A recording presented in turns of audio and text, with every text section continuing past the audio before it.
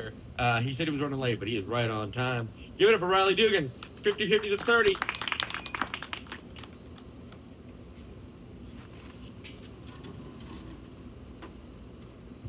Thank you, Max. Keep it going for your host and for everybody else. Thanks for coming out, guys. A bit chilly, wouldn't you say? I just flew in from Seattle. I was on a trip. And in Seattle, they have these electric scooters everywhere. I think they were banned in Boston, Lime scooters. You see these? Anyone tried them out before? Yeah, it's hard to believe they're legal because no helmets and they go pretty fast. But I thought it was interesting. On the side, there's some braille. And I don't know what it says, but I can only hope it just says don't. Not to be discriminatory. But do you guys think that before there were bumper stickers, people would just drive around shouting coexist? I'm grateful for bumper stickers, because I wouldn't want to be living in a world where people are driving around just like, hey, asshole! No farms, no food! Jackass! I never understood that bumper sticker, by the way, no farms, no food. Like, I always wondered, were they trying to get us to be farmers? Or did they just think people don't know where food is from? You know what I'm saying? Yeah. I do think bumper stickers have prevented us from a lot of dudes bragging about how great their car is, Just leaning around looking for an excuse to brag to somebody. Yeah, this car? It's climbed a little thing you might have heard of called Mount Washington. Yeah. There's one bumper sticker I don't think it would make any difference if it didn't exist, which is the pride. Because you're already driving a Subaru. And you need to be so redundant. I never had a bumper sticker on my car, but I once worked at a store where my boss tried to buy that sign that says "Smile, you're on camera." See this? And he accidentally ordered 100 bumper sticker versions of it. And so for the last couple of years, I've just been putting those on the inside of public bathrooms.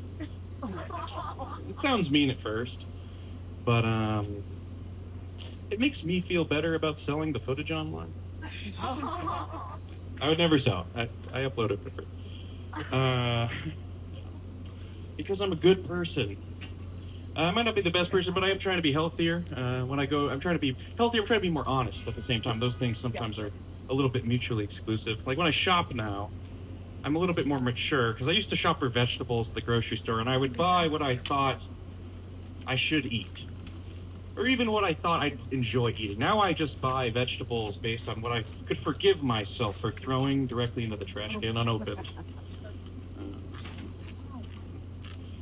I get stressed out at the supermarkets. I get stressed out using the self-checkout machines. Anyone else struggle with these machines? There's so many buttons. They're always screaming at you. And you have to figure out, weighing stuff and codes. And then you have to... The whole time, you're just wondering, how much of this can I steal? Can I steal just one thing, or could I, steal everything,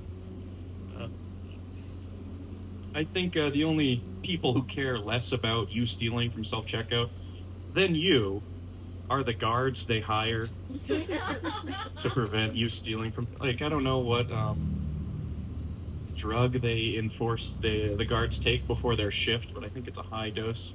Because even if it, the machine will go off, yellow spinning light, and then they come over, and you're like, I don't know what happened. There's just, some video on the screen of me, stealing, and they're like, yeah, beep, boop, beep. I don't give a fuck.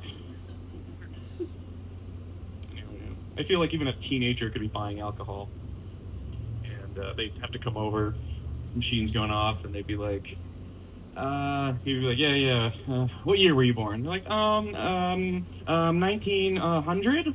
Be like, yeah, beep, boop, beep, boop, beep, yeah. Trying to lose a little weight, but my problem is I overeat. There's one group of people I really don't understand at all, is these people who forget to eat. You ever met one of these people? They're often very skinny. But yeah, it's just something I don't connect with at all. They're like, I forgot to eat. I haven't eaten all day. I was like, you haven't eaten all day? What happened? Were you in jail? No, yeah. But it actually finally happened to me for the first time, so I was kind of proud of myself. I got to the end of the day, I was like, oh my God, I haven't eaten all day. I literally just had such a busy day. I forgot to eat. And I was kind of like, well, now I can eat whatever I want. I'm going to give myself a reward. So I went to my favorite restaurant. And as soon as I got there, the owner of the restaurant was like, oh, you're back so soon. And in that moment, I realized, oh, I didn't forget to eat. I forgot I ate. Never happened to you. It's similar, but different. Another thing that's hard to lose weight is I'm a remote worker. Any remote workers in the house? Yeah, that's the amount of energy remote workers often bring to social. Are you a remote worker? No. You're like, hey, I just wanted to say I didn't. Oh yeah, I was just saying if you're a remote worker. You're not a remote worker. Remote worker. I'm just gonna say the word remote worker a couple more times. Remote worker. I feel like I'm stuck on a loop. Remote worker. Just usually there is somebody, so I think mentally I can't like move past this without that validation. I'm semi-remote. Do you feel better? Yeah, thank you. Okay, good. You just unlocked me. What's your name? She's like, oh, fuck, this is why I didn't say anything. Kendra. Kendra. I like your friend. Kendra. She gets you in trouble, doesn't she? Who did it? Kendra. All right, Kendra, what do you do remotely all the time? She's so annoyed right now. Oh, FBI, a little FBI. Oh, saved by the train. You know, you can take the train. I'm just gonna take a leap, but I'll be right.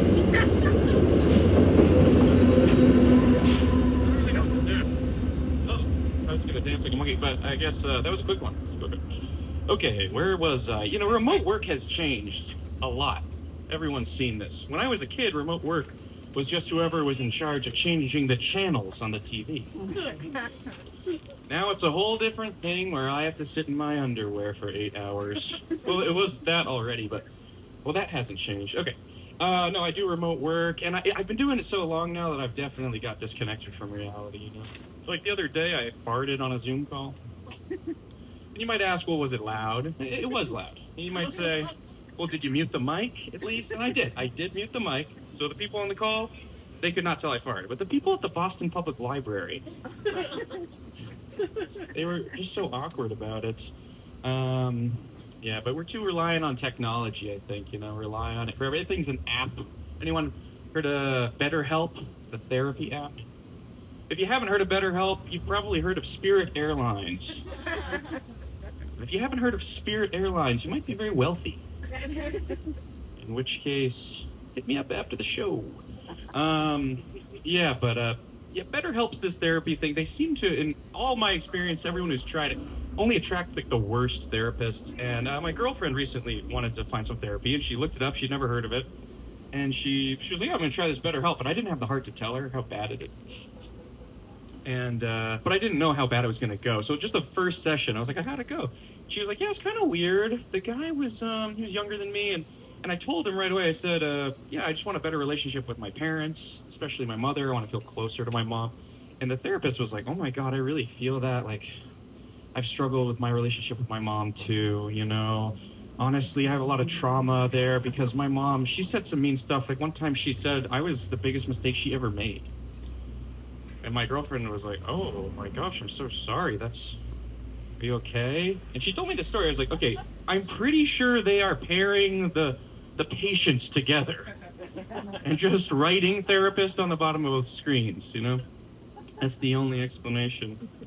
My girlfriend and I, though, we've been getting along better, less fighting, because I did find an app that's a relationship and dating app. It's been very helpful. It's called Cycle Tracker. Teaches you a lot of useful things. No, but I actually have learned a lot about, you know, the menstrual cycle, and there's things that are worth knowing. Like there's the different phases. I didn't know this. So, for example, there's this phase, ovulation. This is when the woman is fertile and she's more interested in sex.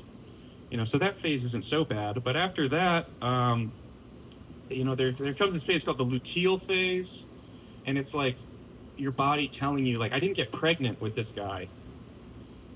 So you need to find a new guy.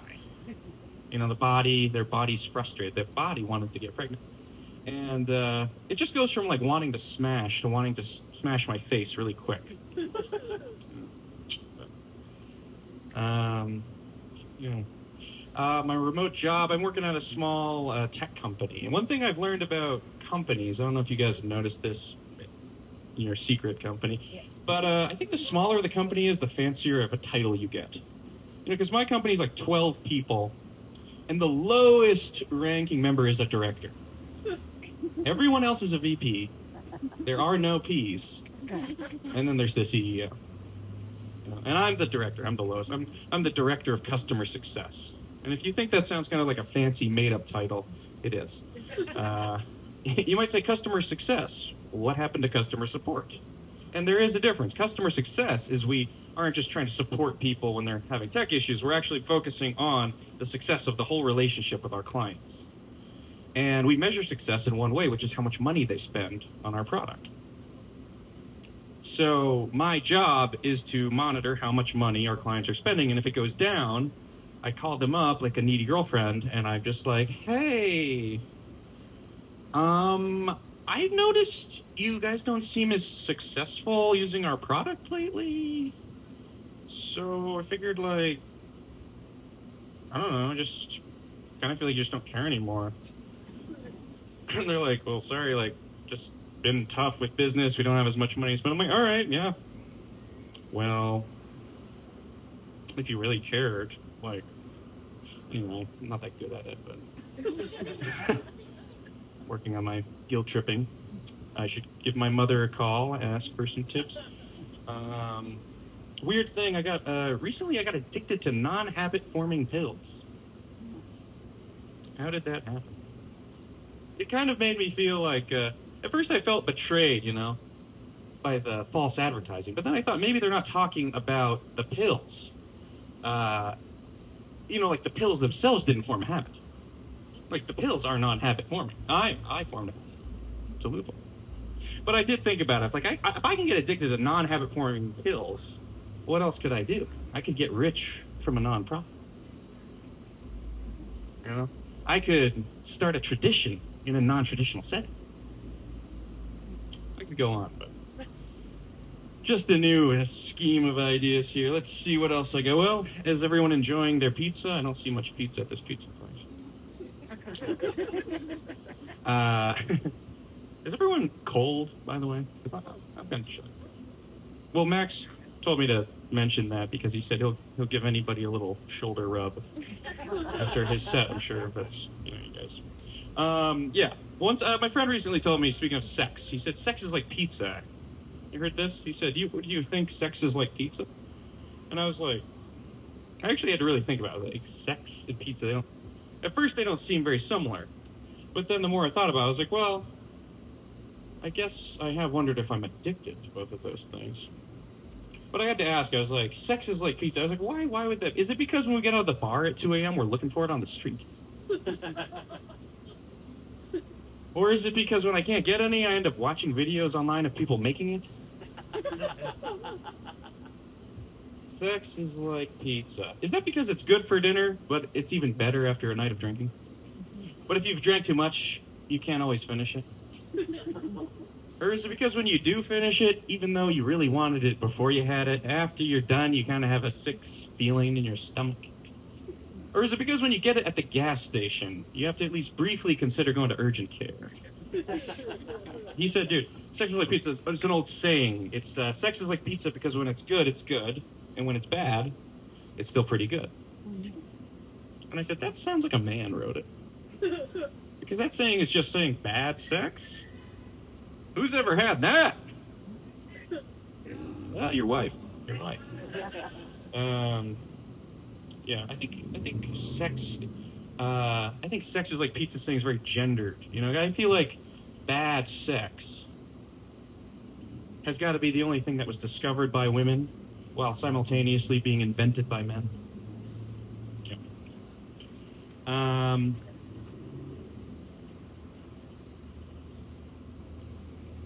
Well, how am I doing on time there, buddy? Well, I was going to let you get the France. You got an extra 2. So you get back to 2.5. Oh, you give me an extra 2. All right, well, I'll wrap it up here. I've been getting a lot of advertisements online for premature ejaculation solutions, which really pisses me off because I've never Googled that. So I'm like, are they timing my porn? got me kind of paranoid. I do think it's weird that they advertise for erectile dysfunction on porn a lot. I feel like it's the one demographic that doesn't have an issue getting an erection, or the people holding their erections. But I think that young guys especially get a lot of targeted advertising for erectile dysfunction. I don't think it's because they all have erectile dysfunction. I think it's because they have performance anxiety. Because myself, I dealt with performance anxiety where I just couldn't, perform under the pressure. I was just so anxious. But I learned how to figure it out just by communication. We're in a modern time. People communicate. They understand. A lot of women have seen this before. You can just say, I'm kind of anxious. If we can just relax, I'll be able to get through it. I have. But it just made me happy I wasn't born in like a previous era, where men had more pressure on them. They couldn't have that communication. Because I think I would have really failed in like the time of the Vikings. I just feel like I know I'd be the only guy after we won a battle who would be on the battlefield like eating a girl out. Well, I hate to end on that joke, but guys, my name's Riley Duggan. That's been fun.